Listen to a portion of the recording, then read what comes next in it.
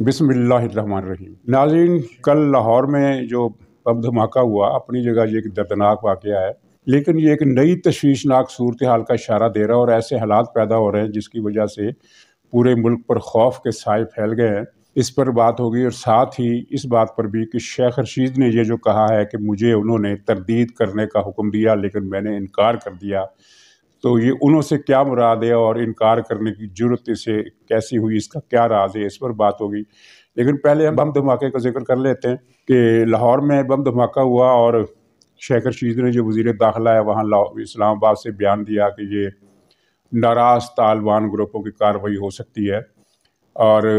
उसके इस बयान के थोड़ी देर के बाद ये बलूचिस्तान की किसी तंजीम का, दहशतगर्द तंजीम का ये बयान आ गया कि ज़िम्मेदारी हम कबूल करते हैं। इसका मतलब ये है कि तालिबान इसमें नहीं थे।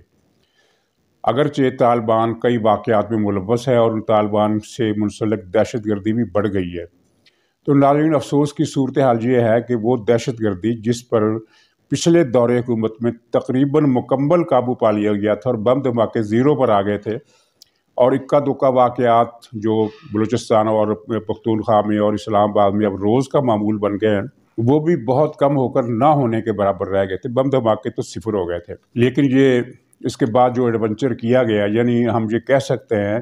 कि बम धमाकों का और दहशतगर्दी के ख़ात्मे का जो ख़त्म हो गया दौर, उसको हमने बड़ी मेहनत से वापस लाने में कामयाबी हासिल की है। और इस दौर को वापस लाने के लिए रियासती वसाइल से अरबों रुपए खर्च किए गए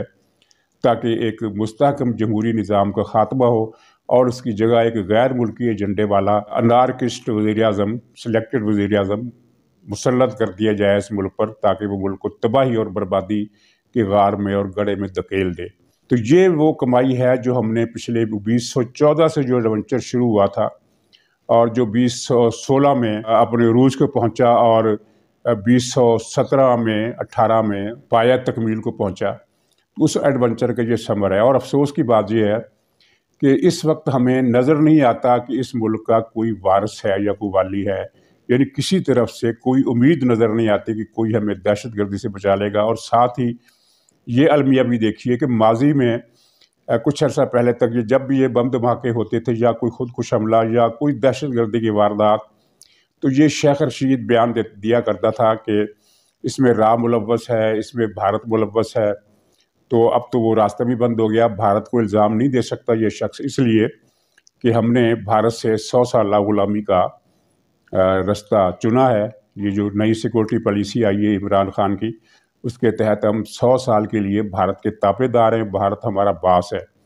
और बास के ख़िलाफ़ अब बात करने की ज़रूरत किसी को हो नहीं सकती। यही वजह है कि पहली मरतबा शेख रशीद ने अपने बयान में रा की तरफ इशारा नहीं किया, भारत की तरफ इशारा नहीं किया, बल्कि नाराज़ तालिबान ग्रुपों की तरफ इशारा किया। तो जो नाराज़ तालिबान ग्रुप है वो तो खैर पाकिस्तान के हैं, उस तालिबान से बात निकली है तो अफ़गानिस्तान की तालिबान की बात भी कर ली जाए कि पाकिस्तान की खारजा पॉलिसी और पड़ोसी ममालिक में हमारी इज़्ज़त की ये सूरत हाल हो गई है कि 2 हफ्ते पहले इन्होंने अफ़गानिस्तान को पेशकश की थी, 1.5 हफ्ता पहले, कि हम आपको टेक्निकल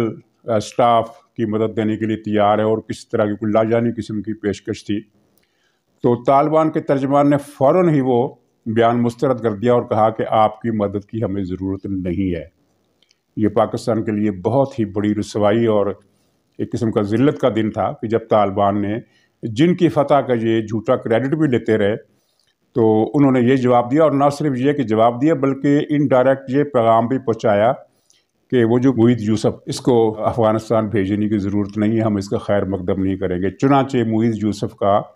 जो दौरा शेड्यूल हो चुका था, जिसकी ख़बरें अखबारात में छप चुकी थी कि वह फ़लाँ तारीख को काबुल जाएगा, मजबूरन इनको मुँह छुपाने के लिए मौसम की ख़राबी का बहाना ये ख़बर जारी करना पड़ी कि मौसम की ख़राबी की वजह से ये दौरा मुलतवी हो गया है। हालांकि ये दौरा मुलतवी वहाँ से जो मोशरा आया था, इनके मुंह पर रसीद हुआ, वो उसकी वजह से दौरा मुलतवी हुआ। तो ये पाकिस्तान की इज्जत कर दी है इमरान खान ने, जिस इमरान खान को लाने के लिए पाकिस्तान के रियासती वसाइल से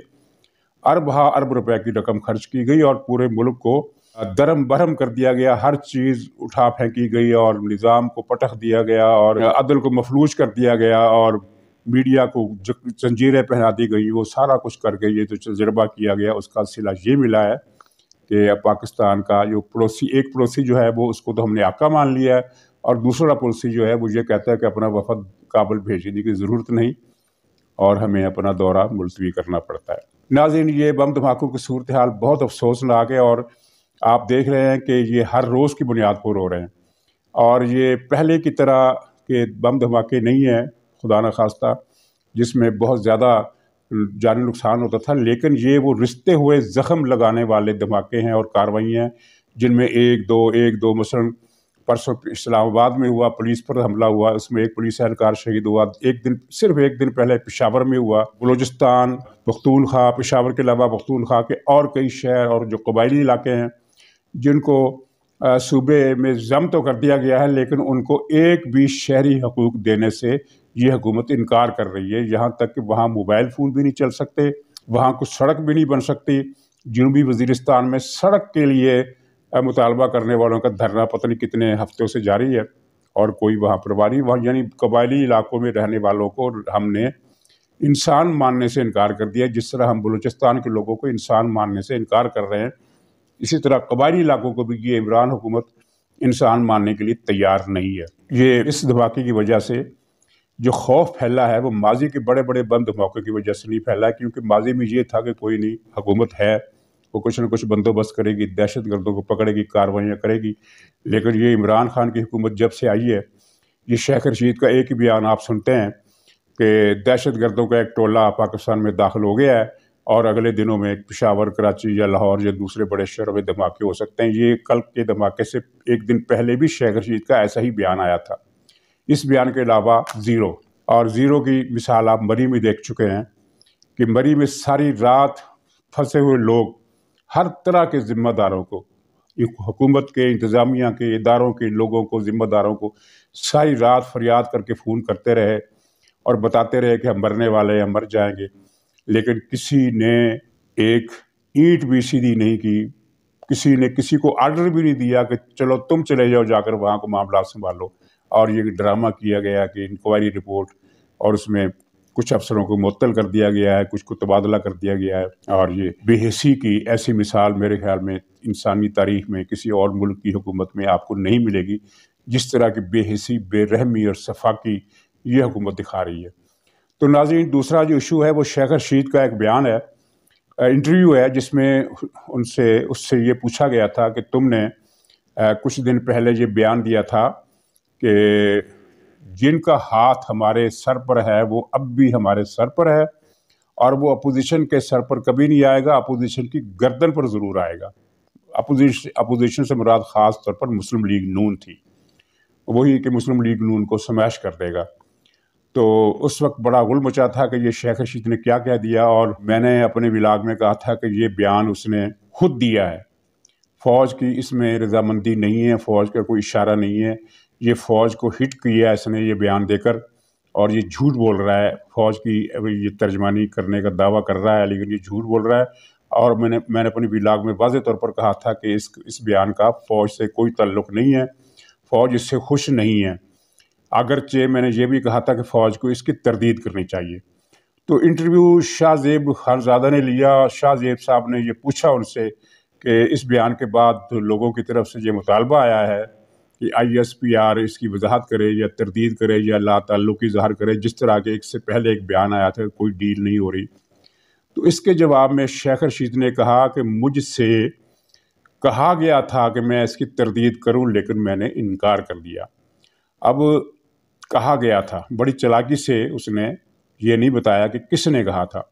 لیکن بات تو 2 اور 2 جمع 4 کی طرح صاف ہے، سیدھی ہے۔ ظاہر عمران خان نے تو یہ نہیں کہا ہوگا کہ بیان واپس لو، اس لیے کہ عمران خان کے کہنے پر تو اس نے یہ جھوٹا بیان دیا تھا، اور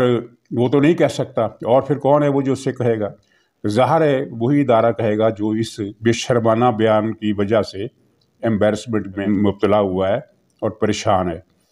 کہ اس کی عزت اس نے داؤ پر لگا دی۔ تو اس نے کہا کہ میں نے انکار کر دیا، ہو سکتا ہے یہ جھوٹ بول رہا ہو،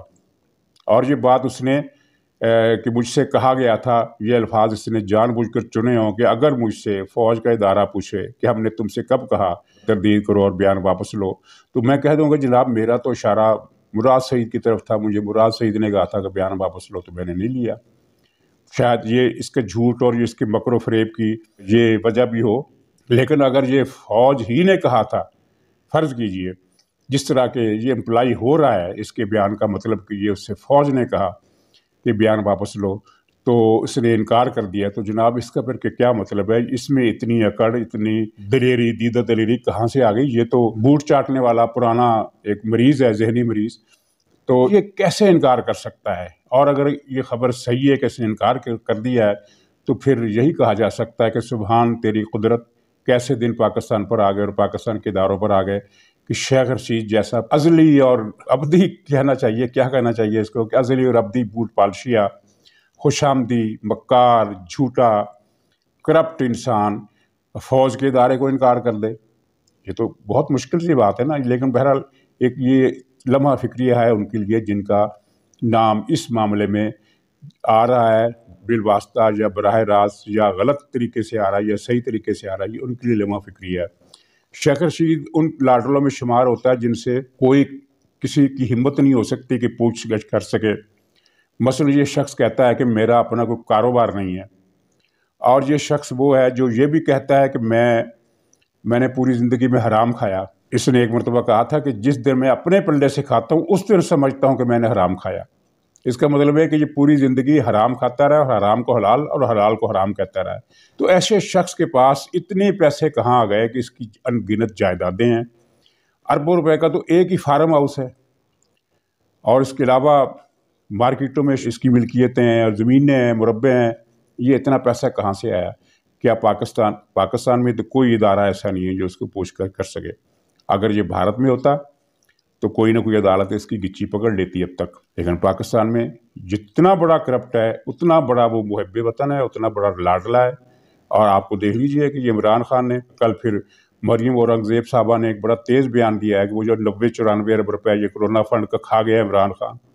ظاہر ہے کہ اکیلا تو نہیں کھایا اس نے، ایک دو حصے دار اور بھی ہوں گے۔ 90 ارب کوئی چھوٹی رقم تو نہیں ہوتی، کھا لی۔ کوئی پاکستان میں خاموشی ہے، سناٹا ہے، کوئی بول ہی نہیں رہا۔ تو ناظرین، یہ آج کی پروگرام میں کوئی خبریں شامل اشاعت نہیں ہیں۔ شامل اشاعت سے مراد یہ ہے کہ یعنی شامل براڈ کاسٹنگ میں نہیں ہے،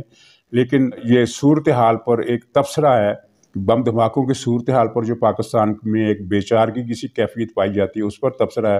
اور شیخ رشید کی یہ جو ایک جرت ہے جس سے یہ اندازہ ہوتا ہے، شبہ ہوتا ہے کہ شاید یہ حکومت جو ہے وہ اداروں کو ٹکر مارنے پر تلی ہوئی ہے، واللہ علم اس پر اظہار خیال ہے۔ امید ہے آپ کے ذہن میں بھی ایسے ہی سوالات جنم لے رہے ہوں گے جن کی طرف میں نے اشارہ کیا ہے یا جو میں نے اٹھائے ہیں۔